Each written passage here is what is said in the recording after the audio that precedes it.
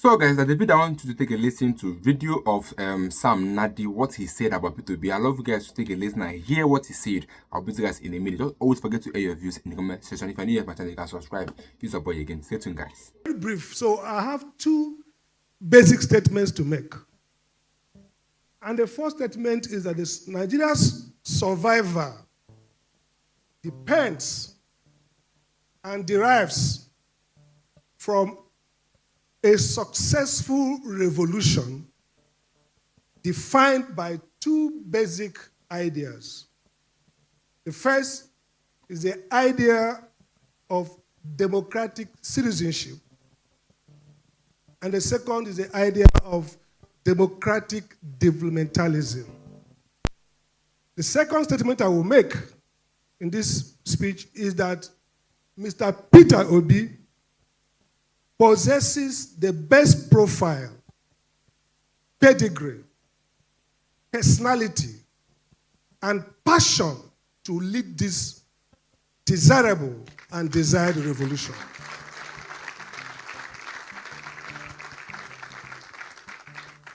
Now, let me start these two theses. I start with the problem. What is the problem with Nigeria? Oftentimes, we start solving problems without first understanding those problems. Both in politics, in economy, in every aspect of human endeavor. One of the biggest tragedies is to commence with earnest intensity to solve either a non-existing problem or a poorly understood problem. This is not theoretical. One of the leading reformers after the collapse of USSR, Geoffrey Sachs, did a great job with social economies in East Europe and others. And finally, he adopted a shock therapy. We have to be bold, solve the problem, reform everywhere.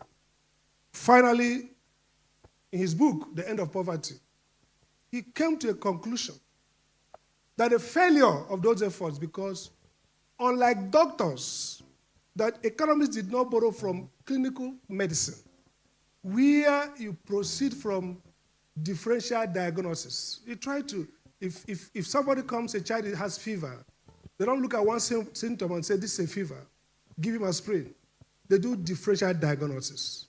They also map that sickness within the morbidity of the family.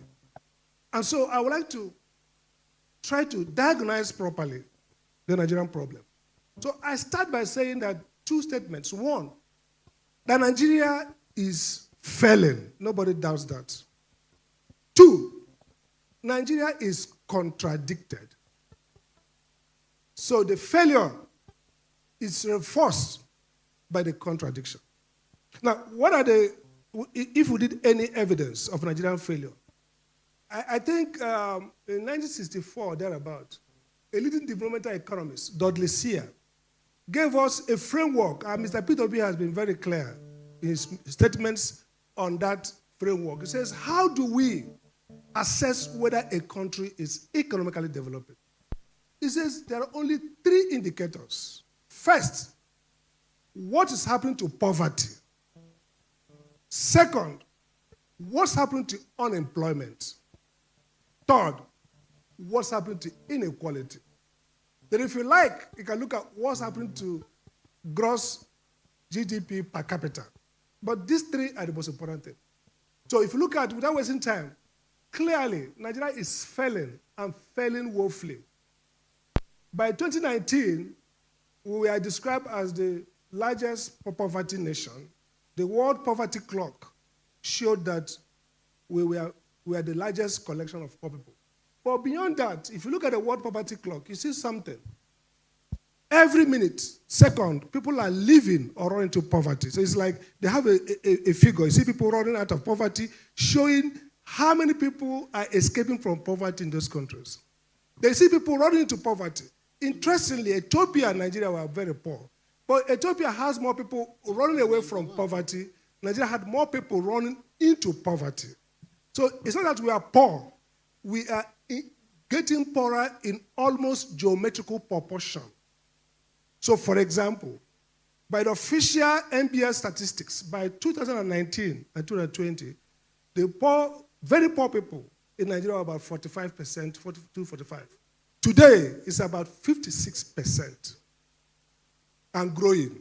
It's expected that this year alone, about 20 million, up to 20 million people will get into poverty. Now, if you look at the non-income measure, look at deprivation, vulnerability, access to basic needs. At least in 2019, about 154 million people don't have the barest facility for the barest existence. Now, it's not just that Nigeria is poor. Nigerians are getting poorer. It's that the prospect of Nigerians being less poor diminishes every day. If you look at our debt to GDP, it may look comfortable, but look at our debt to revenue and debt servicing. How much we are using. This government claims to have driven it down from 70-something% to about 60-something%. But if you're using 60-something% of your earning, and your earning is diminishing, and your population is growing to service just debt. So if you add the new wave of debts that we're going to incur, we might get back to 99% debt servicing. So what's the point? The point is that we're not just poor. We are increasingly not having resources to even escape poverty. Now, if you look at unemployment, the federal government changed the methodology and got us to about 4.something%. But everybody knows that the definition of poverty today is that if you are working for 2 hours, if you're a cab driver, Uber driver, 2 hours, you are working, which is laughable. Now, the point is that unemployment is a big problem. Now, look at inequality. Gini coefficient inequality were very high.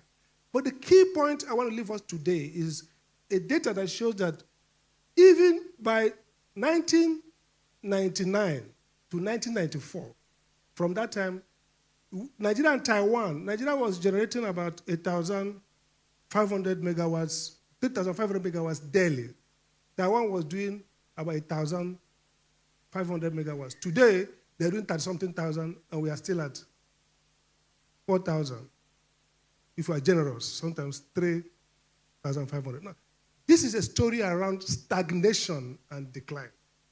Now, if you look at macroeconomic factors, they are more terrible. If you look at fragility index globally, which means that Nigeria is not just poor, Nigeria is very fragile. Nigeria is one of the most fragile nations in the world. Today, if you look at innovation, I looked at the latest 2024 Innovation Index by the World WIPO, World Intellectual Property Organization. Togo, Niger, all West African countries are scoring higher than Nigeria in both innovation and infrastructure index. So this is a case of real failure. Now, the failure is not a problem too much. What's a problem? It's actually that your design does not enable you escape failure. So Nigeria has a bigger problem, which I call the fact that Nigeria is contradicted. There is a contradiction in the Nigerian system. Now, I just want to mention quickly before I get to what this means for revolution. Nigeria has a nationality problem. The key challenge for Nigeria has been, how do we describe a Nigerian? How do we describe ourselves as a nation state? The history of economic and social development in the world tells us that it starts with a national economy. A nation, it must be a nation. And a nation is defined not by basically geography. It's a narrative, it's a construct around oneness, common identity, law, and social norms. So we have a crisis of nationality. We have a crisis of state and religion. This is critical. And these crises are foundational. These are crises that we have refused to transcend because of leadership failure. So today, we are gathered here on the obedient family as one people, one Nigerian nation. But outside here, our government continues to see us more as ethnic and religious differences. People are different. That's the crisis that we have to deal with. The third crisis is a value crisis. Value does not come from heaven. Value is a formation around social relationships. So today, people argue, and I say so, that about 60% of certificates in Nigerian public sector are forged. Nigeria has an epidemic of forgery. And that epidemic of forgery is a leadership crisis. And forgery, a nation of forgery, a nation that has promoted forgery, is not just about the fact that criminals are getting access to resources. It's about the fact that they are corrupting the software for development. Software for development is ethical, it's moral, it's about value. And that's why you can't talk about any country that has any real transformation without a real orientation of value. Leadership is where value flows leadership, because value is about what we affirm and signal, and people act in like manner. So if you look at from 1999, when people who were either former criminals, I remember when I was special advisor to Senate President, a senator said that he looked and saw people he put in jail sitting in the hallowed chambers. That is the epitome of a national value crisis. And that value crisis translates to the fourth problem, which is a productivity crisis. Without value, you can't be productive. I pity our leader, Peter Obi, who has been crying about productivity, urging us to be. We can't be productive until we restore back value. And that value is a sense in which people know that they're getting what they deserve. Today, it's difficult to tell students, the universities. If my daughter was going to go to NYSC, he said, Daddy, it's okay. He said, no, Daddy, it's about who you know. Talk to somebody. Today, it's always about talk to. So why would there be a pursuit of excellence if work, reward, has no bearing to work? Look at the last JAMB crisis and compare with the INEC problem. And I tell people, INEC problem is not just a problem of systems or a problem of institutions. They're important. It is a collapse of value, because the underlying electoral reform is professionalism and value. So our leadership has debased professionalism and value and norms because they have not been able to, the reward for leadership has no bearing with value and integrity. And so that constitutes the fourth crisis. And the question then is, why is this problem of nationality crisis, religious crisis, the problem of value and productivity crisis, why is it not being solved? That is why this revolution is important. Let me give you reasons why it's not being solved. One, Nigerian politics is, the Nigerian nation is trapped in a political incubus. You can't move forward. Why? Because the politics itself reinforces the pathology. Our politics reinforces the pathology. And this politics has a historical legacy, starting from the ethnic competition of the First Republic, coming to the military debasement of value, and today's new politics, which is funded not on any commitment to national development, but committed to two things: ethnic and religious outbidding, competition among ethnics, and secondly, individual outbidding. Very important to bear that in mind. Second, I talk about inherited political culture. The other thing that has made this revolution impossible or has trapped it is that there's absence of a national elite. There's an absence of a national ideology of transformation. Nigeria has had moments to transform, but politics has headed back. And that's why the challenge for Nigeria is twofold, two ways. Either a ballot box revolution or an anarchical sort of violence-based revolution that nobody can define the direction. There's a guy who talks about revolution. Now, the irony is that revolution has not always historically been positive. The only bankable revolution for Nigeria is a ballot box revolution for two reasons. Because it has legitimacy and fits into the new geopolitics. The revolution of red beret or green beret outside mobilizing Nigerians towards electoral victory is both an illusion and a dangerous revolution. The real revolution is what obedience are talking about, ballot box. So our politics has been...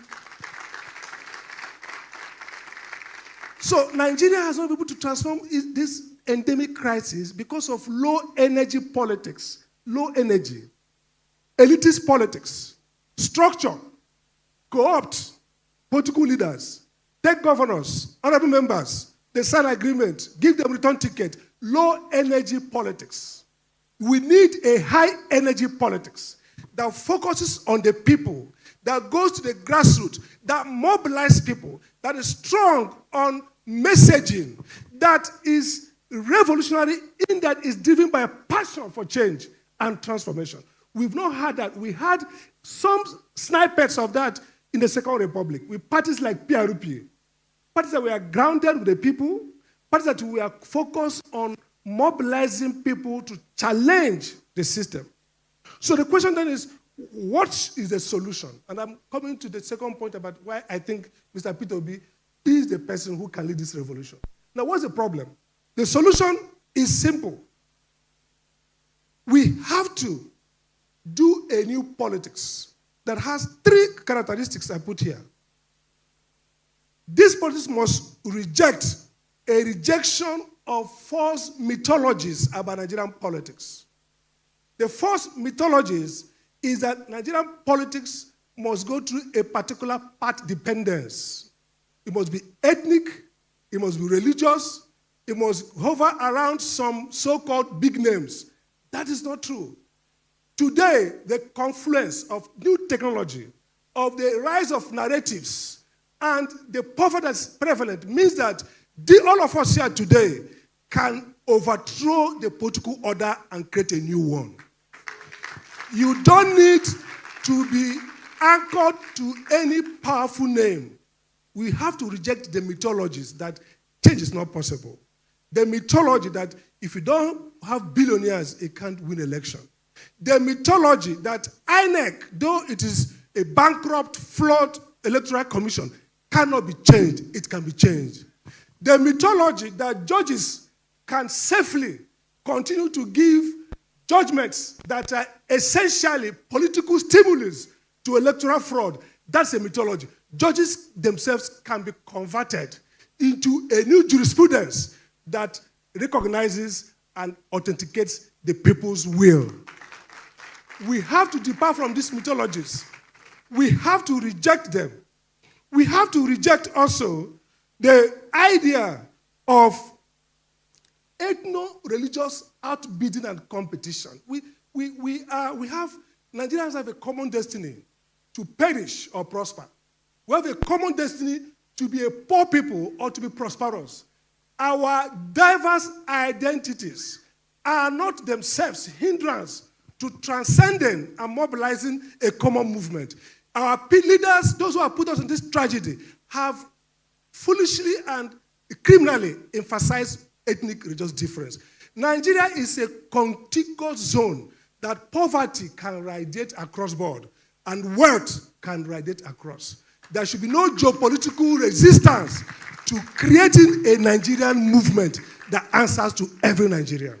That's what obedient movement will reject. And finally, the movement must develop a developmental consensus centered around the two concepts I've spoken about. And now let me say a bit about why I think we have found an ideology for revolution. The notion of a democratic citizenship is that governance is centered around the citizen. When I was advisor to Foreign Affairs Minister Chief Ojo Modekwe, and we are thinking around what concepts can we use to ignite a new consciousness. We said, let's talk about citizen diplomacy. The Nigerian diplomacy should be focused on the well-being of its citizens. Now, all of us know Chapter 2 of the Constitution. Unfortunately, that chapter has been neglected by political parties, which is a source of the ideology of change in Nigeria. Democratic citizenship has 3 dimensions. The first is political, equality, justice for all. But the most important one is economic. And it simply talks about the practical implementation of economic policy must be to do 3 things. 1, economic growth. Growth is critical. Growth is where our politics should focus about. 2, it must be about the welfare of the citizens and well-being. We must create inclusive society. 3 is that all our leaders must be obsessed. Every Nigerian leader must be obsessed about Nigeria's economic growth. It's very important. Today, part of what's driving both political and insecurity is that we are not producing wealth at a level that we can share equitably to ourselves. That's very important. So the obedient movement must signal economic growth as important. Now, what does it mean to talk about the issue of democratic developmental state? This is very important. I have studied economic growth. I have not seen a country, no matter their potential, that grew without a leadership that is almost mad about development. You can't create economic transformation through a government that does not see everything about how does these actions, investments, drive growth, improve well-being. You see, Nigeria, in 1960, if you look at the Time magazine of the American Time magazine, the cover story was Nigeria, 1960. It says this is a country with promise for Africa. Nigeria has failed that promise continually because the Nigerian political elites didn't want to become what Singapore became under Lee Kuan Yew, or what Korea became under General Park, or what China became under Deng. What did they become? These leaders clearly said that our focus is the development of our country. Not everything was done to make sure the country developed. And what does that mean? You cannot be talking, for example, today about spending billions on a coastal road project. I mean, I have people on Twitter who have read no economic textbook arguing as if elephant projects are not development.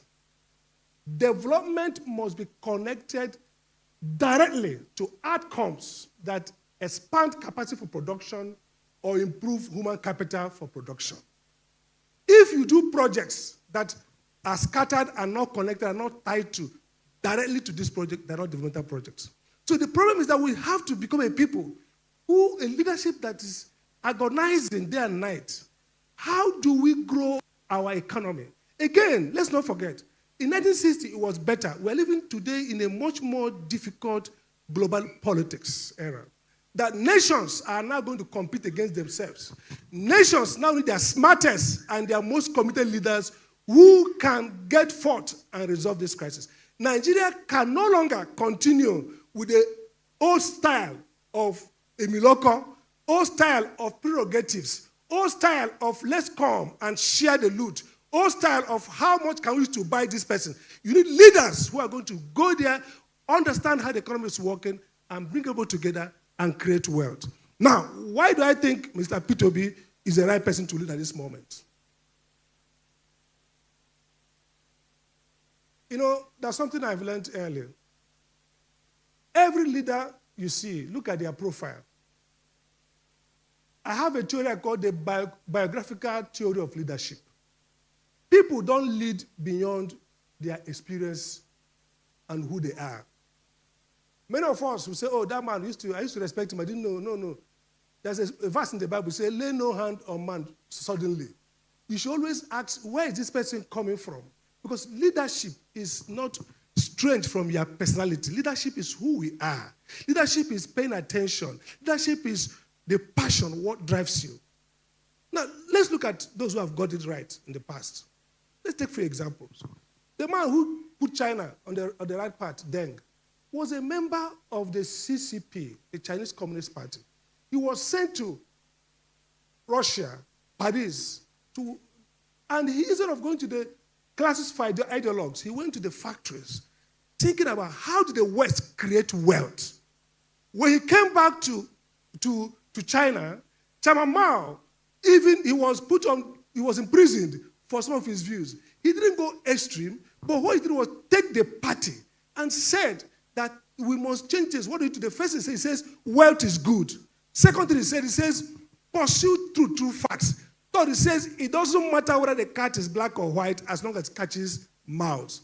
This man was pragmatist. He understood how to take the party and turn it around. He's a member of the old order, but his passion, his commitment is about how do we make China become great. Let's take Lee Kuan Yew, who went to Oxford. Now, these people, some of them are educated. Deng didn't go to Oxford. But they share one thing in common. They have the pedigree of commitment to the well-being of their people. They have the personality of being decisive, being quiet, but clear-minded, being soft, but firm. They're not swashbuckling warmongers. They're not cracking heads and breaking bottles, but they are decisive, clear-minded where they are going. Take General Park, the same thing. Some are dictators, some are Democrats. What qualifies Mr. P2B to lead this revolution? And that's the point I said, that first, profile. Who he is, what he has done before. I watched the AIT interview, and I was just laughing. People forget that not just infrastructure, security, Anambra was the best, the safest state in Nigeria then. Was the safest. In fact, some of the technologies used for crime prevention were being borrowed by police in Imo State elsewhere. Nigeria doesn't need a leader who will break bones. Nigeria needs a leader who will stimulate a new behavior through the subtleties of intelligence and persuasion.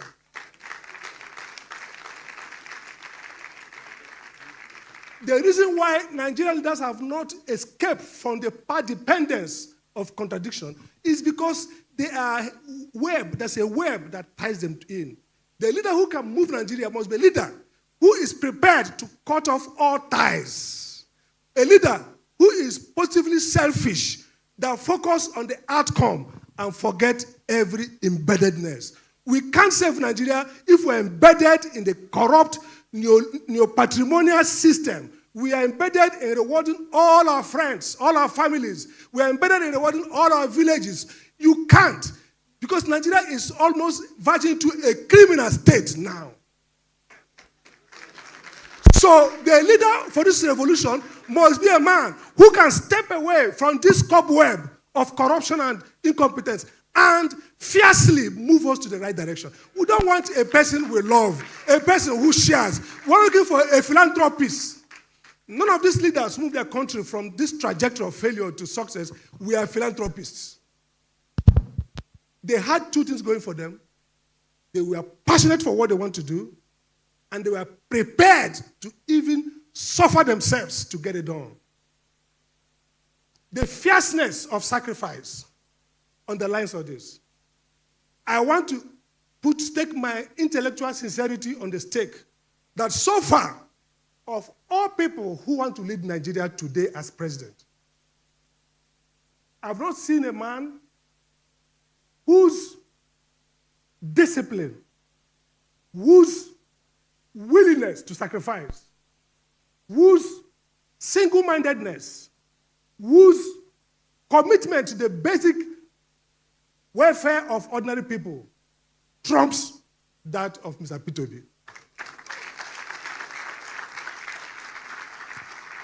I am a critic, not a flatterer.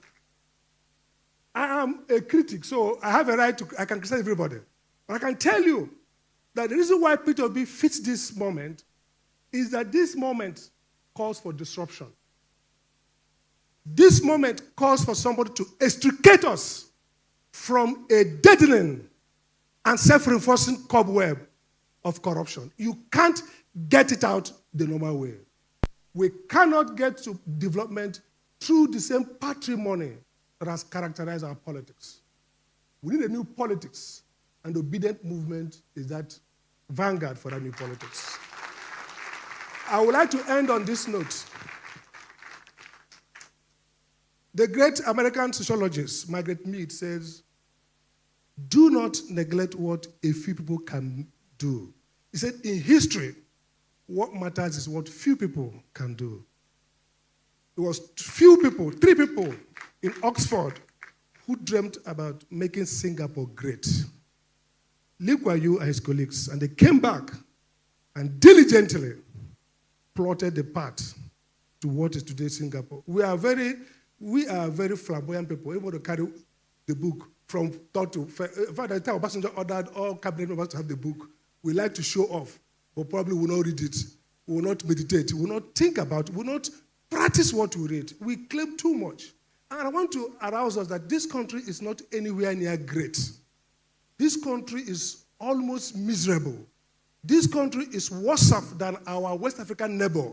I went to Sierra Leone to teach their security officials for 2 weeks, and I saw teachability. They were willing to learn. Here, nobody listens, nobody learns. We are in a dangerous spot, but everything in life is created apart from God. Everything is created: poverty, hope, failure, success.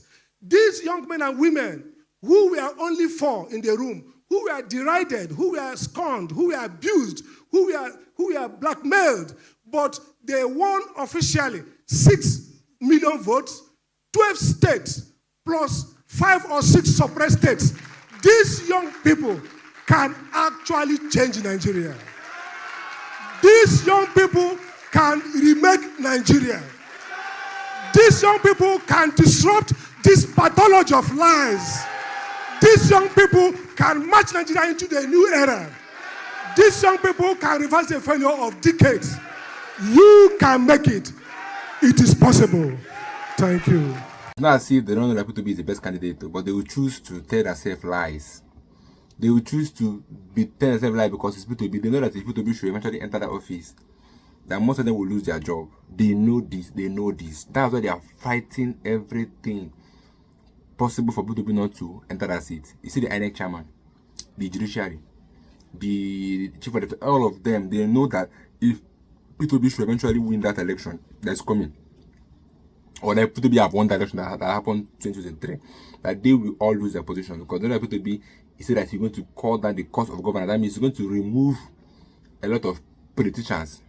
He's going to sack many of them, and then bring those that he knows that are willing to work for Nigeria, that are willing to make Nigeria great again.